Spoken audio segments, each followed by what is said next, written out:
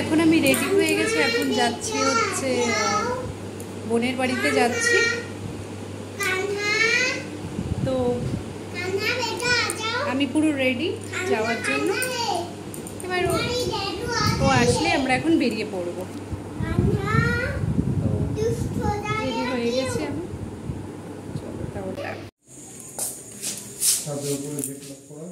Lock করে নাও, একবার দেখে আসুক ছাদ লক করা আছে দেখে। তো এই যে আমরা এখন রেডি হয়ে গেছি, এখন বেরাচ্ছি।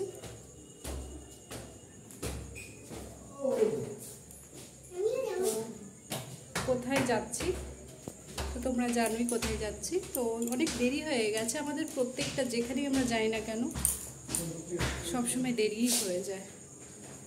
তো চলো যাই,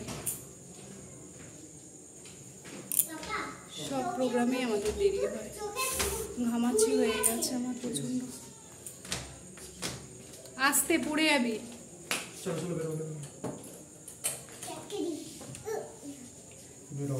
হয়ে গেছে তালা দেওয়া।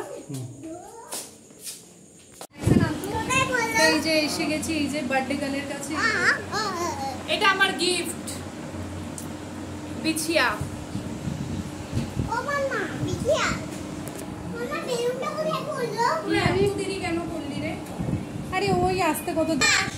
তো হ্যালো ফ্রেন্ডস, এটা হচ্ছে নেক্সট ডে। অ্যাকচুয়ালি রাত্রিবেলায় অনেক রাত্রি আমরা খাওয়া দাওয়া করেছিলাম, তো অনেক লেট হয়ে গেছিলো। তো মেয়েকে ঘুম পাড়াতে পাড়াতে আমি নিজেও অ্যাকচুয়ালি এতটা টায়ার্ড ছিলাম বলে আমি শুয়ে পড়েছিলাম, আর কোনো ভিডিও করতে পারিনি।